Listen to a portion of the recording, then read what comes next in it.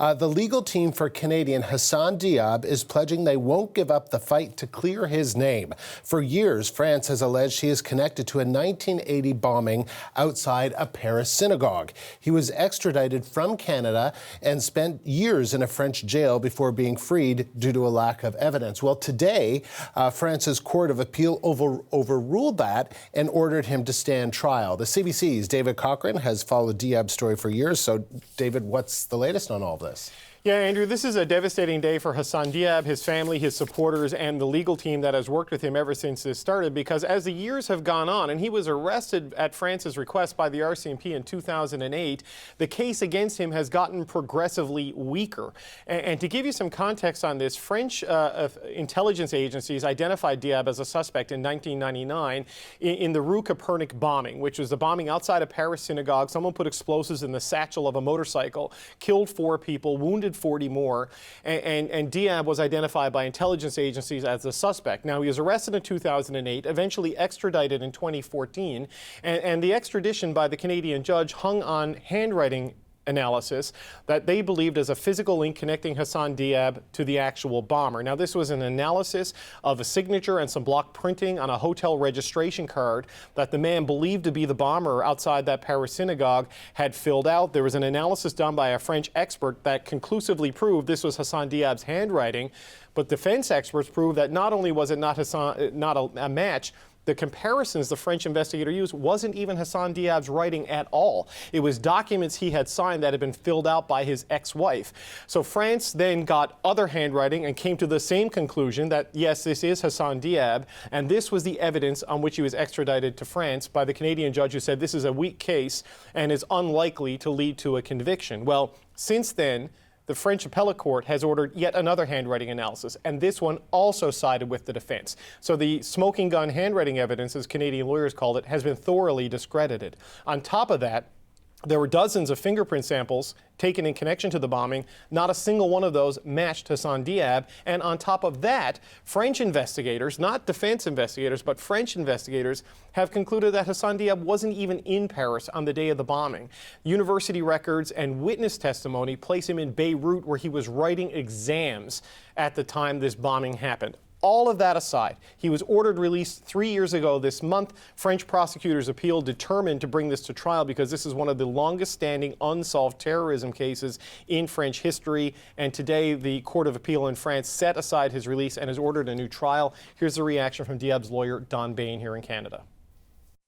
They admit that they doubt he was even there, yet they say that the body of evidence, such as it is, deserves to be debated in a trial court. I respectfully submit that no justice system worthy of its name offers an innocent scapegoat to satisfy a demanding lobby. And Andrew, the lobby he's talking about there are the family members of the victims and those injured. This is one of the first anti-Semitic attacks on French soil after the Second World War. It is, as I said, the longest unsolved terrorism case in contemporary French history. This holds a very significant place in French society, and there is a determination by prosecutors there not to let the lone suspect in Hassan Diab go, no matter what the evidence says. So, David, you spoke to his criminal lawyers in Paris. What are they saying? Yeah, I've asked them what is the explanation from the judge in sort of overturning his release, because it was a pretty emphatic conclusion several years ago by French investigators that there was no case against Hassan Diab. They have yet to be given a reason by the Court of Appeal why this has been set aside. And there's not a lot of transparency around this, Andrew, because the hearings are conducted entirely in secret. There was no verbal explanation for the decision, and the written reasons have not yet been filed in court. And that's going to take several days. And even when that happens, they're not allowed to be released because of the sensitive nature of this terrorism case. But his criminal lawyers in Paris, I asked them about what they thought the reasoning was, and they have a similar conclusion as Don Bayne, that it's the political pressure around this case. Take a listen to this. I'd say it is, in our opinion, a politically correct decision. We had anticipated on the fact that it is extremely hard to let go of the only suspect that the victims and the public have. And Andrew, I should note they have immediately appealed this decision. So the Hassan Diab case, which has been going on now since 2008, will now go to the Supreme Court in France. So what happens to Hassan Diab now? Can he be extradited again?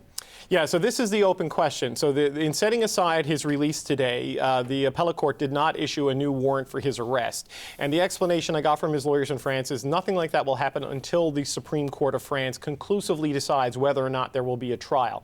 If the Supreme Court does say, yes, Hassan Diab should go to trial, that is when he is at risk of yet another extradition request. But because of the long history of this case, the most likely outcome, people around Diab seem to believe, is that he would be tried in absentia, that he wouldn't necessarily go there. A trial would happen to try to give justice to the families of the victims who want to see it at least get to this point. If he is convicted, Andrew, in that trial, that is when he is at acute risk of an extradition request, not to stand trial, but to serve sentence. And that would be a very difficult request for the government of Canada to handle. David, thank you. That is the CBC's David Cochran live in Ottawa.